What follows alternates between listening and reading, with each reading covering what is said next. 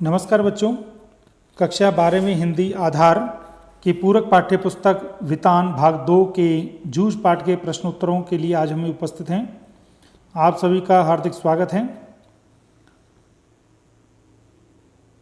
पहला प्रश्न है कि जूझ शीर्षक के औचित्य पर विचार करते हुए यह स्पष्ट करें कि क्या यह शीर्षक कथानायक की किसी केंद्रीय चारित्रिक विशेषता को उजागर करता है।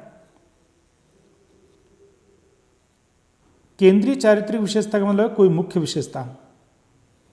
तो जूझ का साधारण अर्थ है जूझना, अर्थात संघर्ष करना। यह उपन्यास अपने नाम की सार्थकता को सिद्ध करता है। आप जानते हैं कि यह उपन्यास का अंश है, इसलिए यहां पर शब्द उपन्यास प्रयोग किया है। उपन्यास का कथानायक भी जीवन भर स्वयं से और अपनी परिस्थितियों से जूझता रहता है। कथानायक कौन है? आनंदा रत्नप्पा जकाते। वह संघर्ष करने के लिए मजबूर है। यद्यपि परिस्थितियां उसके विरुद्ध होती हैं, तथापि वह अपने आत्मविश्वास के बल पर इस प्रकार की परिस्थितियों से जूझने में सफल हो जाता है। तो वास्तव में कथानक की संघर्षशीलता ही उसकी चारित्रिक विशेषता है और उपन्यास के शीर्षक से यही केंद्रीय विशेषता उजागर होती है। तो केंद्रीय विशेषता मतलब मुख्य विशेषता, और वह जूझना अर्थात संघर्ष। प्रश्न 2, स्वयं कविता रच लेने का आत्मविश्वास लेखक के मन में कैसे पैदा हुआ? तो उत्तर है, लेखक की पाठशाला में मराठी भाषा के अध्यापक सौंदलगेकर कविता के अच्छे रसिक और मर्मज्ञ थे। वे कक्षा में सस्वर कविता पाठ करते थे तथा लय, छंद, गति, यति, आरोह, अवरोह आदि का ज्ञान कराते थे। लेखक इनको देख करके बहुत प्रभावित हुआ। आनंदा को यह विश्वास हुआ कि कवि उसी की तरह ही तो आदमी है। जब वो कर सकते तो मैं क्यों नहीं कर सकता हूं। एक बार उसने देखा कि उसके अध्यापक ने अपने घर की मालती लता पर ही कविता लिख दी। तब उसे लगा कि वह अपने आसपास के दृश्यों पर कविता बना सकता है। तो बच्चे, मुख्य रूप से हम ये कह सकते हैं कि उसके अंदर जो आत्मविश्वास आया वो शिक्षक के गुणों को देख करके भी आया, और उससे ये एहसास हुआ कि जो बनाने वाला है वो भी हमारी तरह हार्ड मास वाला है, और वो जिन विषयों पर लिखता है वो विषय उसके सामने समुपस्थित हैं और हमारे सामने भी समुपस्थित हैं। जब वो मालती जैसे लता को देख करके बना सकता है तो मेरे सामने बहुत सारे विषय हैं। तो इस प्रकार से जो आत्मविश्वास पैदा हुआ है वो शिक्षक के गुण को देख करके और परिस्थितियों को देख करके, हाँ वो परिस्थिति मेरे लिए भी वैसी ही है और विषय वस्तु मेरे लिए भी उपलब्ध है। इस प्रकार से उनके अंदर आत्मविश्वास पैदा हुआ। प्रश्न 3, श्री सौंदलगेकर के अध्यापन की उन विशेषताओं को रेखांकित करें जिन्होंने कविताओं के प्रति लेखक के मन में रुचि जगाई। तो बच्चे, शिक्षक एक आदर्श होता है, उसका प्रभाव बच्चों पर बहुत पड़ता है। अब इस पाठ के आधार पर आप बताएंगे कि उन शिक्षक में कौन कौन सी विशेषताएं थी जिनके कारण लेखक के मन में रुचि पैदा हुई। तो वे मराठी भाषा का अध्यापन बड़ी सुरुचि ढंग से करवाते थे। सुरुचि ढंग मतलब बड़ी इंटरेस्टिंग तरीके से पढ़ाते समय वे पूरी तरह पढ़ाई में ही रम जाया करते थे। छंद की बढ़िया चाल और सुरों का उन्हें ज्ञान था और उसके ऊपर उनका मीठा गला। वे गा गा करके कविताएं पढ़ाते थे। वे सबसे पहले कविता गाकर सुनाते थे, फिर बैठे बैठे अभिनय करते हुए कविता के भावों को भी ग्रहण करवाते थे। मतलब उनकी अध्यापन शैली को यहां पर दिखाया गया है। प्रश्न 4, कविता के प्रति लगाव से पहले और उसके बाद अकेलेपन के प्रति लेखक की धारणा में क्या बदलाव आया? हमने पढ़ा पाठ को पढ़ते हुए कि पहले जो जकाते हैं, आनंदा हैं, आनंद यादव हैं, वो पहले ये चाहते थे कि अकेला न रहूं, एक समूह में रहूं, और बाद में उनको ऐसा लगता है कि मैं अकेला ही रहूं। तो ऐसा क्या बदलाव आया, किस कारण से आया?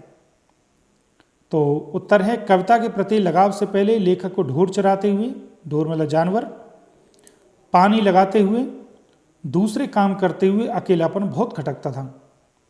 लेकिन कविता के प्रति लगाव के बाद उन्हें अकेलेपन से ऊब नहीं होती थी, क्योंकि अब वह स्वयं से ही खेलना सीख गया था। इस स्थिति में वे ऊंची आवाज में गा सकते थे क्योंकि अकेले हैं। वो अभिनय भी कर सकते थे और वे थुई थुई करके नाच भी सकते थे। थुई थुई एक नृत्य शैली है। इस तरह जो अकेलापन उनको दुखी करता था, अब उसी अकेलेपन में उनको आनंद आने लग गया। प्रश्न 5, आपके ख्याल से पढ़ाई लिखाई के संबंध में लेखक और दत्ताजी राव का रवैया सही था या लेखक के पिता का? तर्क सहित उत्तर दें। दत्ताजी राव ने उन्हें पढ़ाने के लिए मजबूर किया और उनके पिता पढ़ाना नहीं चाहते थे। उन दोनों में से कौन सही है? तो मेरे ख्याल से पढ़ाई लिखाई के संबंध में लेखक और दत्ताजी राव का रवैया बिल्कुल सही था, क्योंकि लेखक को पढ़ने की इच्छा थी जिसे दत्ताजी राव ने पहचाना। लेखक के पिता का पढ़ाई लिखाई के बारे में रवैया बिल्कुल गलत था, क्योंकि शिक्षा सबका अधिकार है, पढ़ना चाहते हैं तो, और अगर नहीं भी पढ़ना चाहते हैं तो उन्हें बताना चाहिए कि शिक्षा का महत्व क्या है। वास्तव में लेखक का पिता अपने स्वार्थ के लिए अपने बेटे को नहीं पढ़ाना चाहता था। उसे पता था कि यदि उसका बेटा स्कूल जाने लगा तो उसे ऐश करने के लिए समय नहीं मिलेगा। और हमने पाठ में पढ़ा कि जो लेखक है आनंद यादव, वो कितने परेशान थे और किस तरह से उन्होंने तर्कों का सहारा लिया, योजना बनाई अपनी पढ़ाई के लिए, और अंत में देखिए वो पुणे विश्वविद्यालय में अध्यापक भी लगे। अगर उन्होंने संघर्ष न किया होता तो ऐसा संभव नहीं था। प्रश्न 6, दत्ताजी राव से पिता पर दबाव डलवाने के लिए लेखक और उसकी मां को एक झूठ का सहारा लेना पड़ा था। यदि झूठ का सहारा न लेना पड़ता तो आगे का घटनाक्रम क्या होता, अर्थात कहानी का क्या मोड़ आता? उत्तर है, दत्ताजी राव से पिता पर दबाव डलवाने के लिए लेखक और उसकी मां को एक झूठ का सहारा लेना पड़ा। यदि दोनों ने झूठ का सहारा नहीं लिया होता तो दत्ताजी राव उसके पिता पर दबाव नहीं दे पाते, उसकी पढ़ाई लिखाई नहीं हो पाती, वह सारा जीवन खेती में ही लगा देता। इस झूठ के बिना हमें यह प्रेरणादायक कहानी भी नहीं मिल पाती। इस तरह कभी कभी एक झूठ भी मनुष्य और समाज का विकास करने में सक्षम साबित होता है। अब कुछ अन्य प्रश्न हैं जो कि इस पाठ से बोधात्मक प्रश्न बनते हैं, जो परीक्षाओं में आ सकते हैं और आपके लिए बड़े महत्वपूर्ण सिद्ध हो सकते हैं। इनको भी आप समझेंगे, क्योंकि जो पूरक पाठ्यपुस्तक होती है उससे मूल्यपरक प्रश्न आते हैं। इस क्रम में देखिए पहला प्रश्न, 5वीं कक्षा में दोबारा पढ़ने आए लेखक को किन कठिनाइयों का सामना करना पड़ा? जूझ कहानी के आधार पर लिखिए।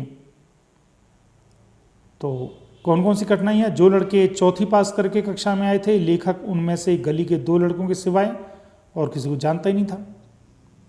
जिन लड़कों को वह कम अक्ल और अपने से छोटा समझता था, उन्हीं के साथ अब उसे बैठना पड़ रहा था। वह अपनी कक्षा में पुराना विद्यार्थी होकर भी अजनबी बनकर रह गया था। पुराने सहपाठी तो उसे सब तरह से जानते समझते थे, मगर नए लड़कों ने तो उसकी धोती, उसका गमछा, उसका थैला आदि सब चीज़ों का मजाक उड़ाना आरंभ कर दिया। उसके मन में यह भी दुख था कि इतनी कोशिश करके पढ़ने का अवसर मिला तो उसके आत्मविश्वास में भी कमी आ गई। पाठ में आता है कि उसे लगा कि फिर तो खेती अच्छा है।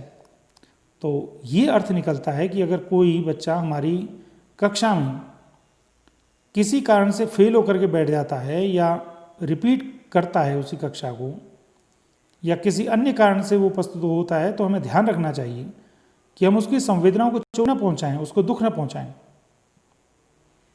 प्रश्न 2, जूझ कहानी में चित्रित ग्रामीण जीवन का संक्षिप्त वर्णन है, उसको शब्दों में बताइए।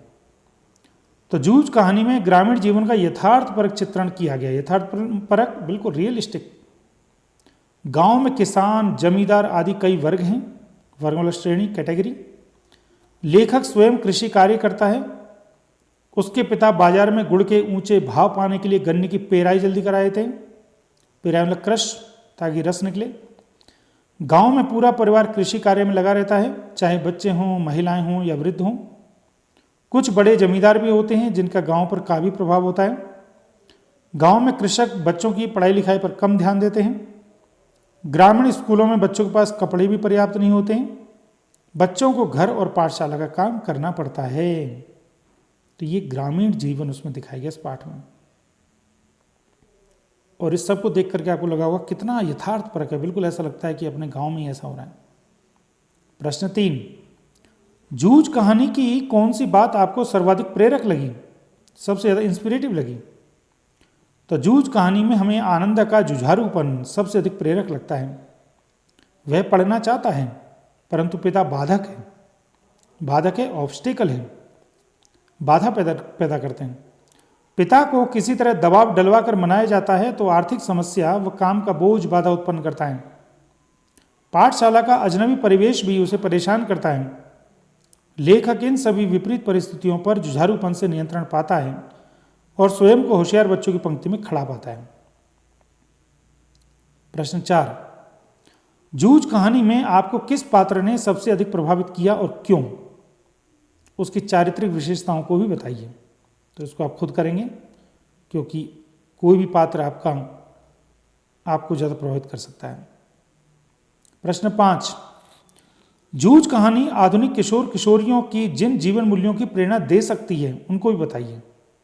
मतलब इस कहानी से आज के जो किशोर हैं, बढ़ती उम्र के बच्चे, उनको भी प्रेरणा मिल सकती है। तो क्या मिल सकती है? संघर्षशीलता। किसी कार्य में सफलता पाने के लिए संघर्षशील होना बहुत जरूरी है, क्योंकि आजकल के किशोर किशोरियां शॉर्टकट रास्ते पर चलकर सफलता पाना चाहते हैं। तो शॉर्टकट नहीं, संघर्ष कीजिए। दूरदर्शिता। जूझ कहानी का नायक आनंदा दूरदर्शी है। दूरदर्शी, दूर की चीज़ों को देखने वाला पहले से ही। वह अपने दूरदर्शिता के बल पर अपने पिता को राव साहब के पास भेजने में सफल हो जाता है। तो आधुनिक किशोर किशोरियों को भी दूरदर्शी बनना चाहिए। उसने पहले ही देख लिया था कि पढ़ाई खेतों में काम करने से ज़्यादा बेहतर है। पाठ के शुरू में आया कि लेखक को समझ में आ गया था कि बाबा ने खेती की, पिता ने खेती की, इस तरह से कुछ बदलाव नहीं होगा। परिश्रम की भी सीख मिलती है कि आजकल के किशोर किशोरियों को आनंदा के समान परिश्रमी बनना चाहिए। आनंदा पढ़ाई के साथ खेल में कठोर परिश्रम करता है और सफलता भी अर्जित करता है। लगनशीलता। परिश्रम के अलावा किसी भी काम में सफलता पाने के लिए लगन होना भी बहुत जरूरी है। तो ये सभी सीख आजकल के बच्चों को इस पाठ के माध्यम से मिल सकती है। तो इस वीडियो में मैंने आपको पाठ्य पुस्तक में दिए गए प्रश्नों के उत्तर समझाने का प्रयास किया तथा अन्य जो मूल्यपरक प्रश्न और बोधात्मक प्रश्न बनेंगे उन पर भी हमने चर्चा की। मुझे पूरी उम्मीद है आपको यह पाठ अब बिल्कुल अच्छे ढंग से समझ में आ गया होगा। आपका बहुत बहुत धन्यवाद।